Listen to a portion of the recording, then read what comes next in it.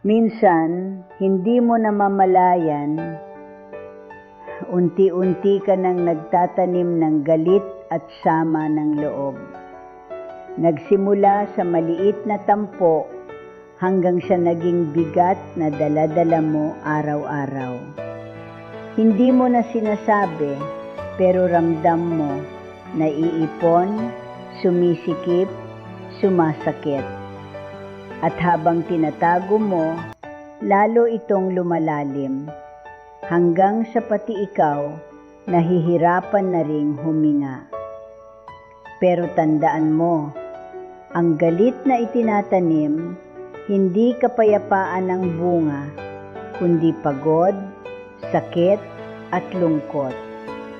Hindi madaling magpatawad. Hindi rin madaling mag-let go. Pero minsan, kailangan mo itong gawin, hindi para sa kanila, kundi para sa sarili mo. Palayain mo ang puso mo.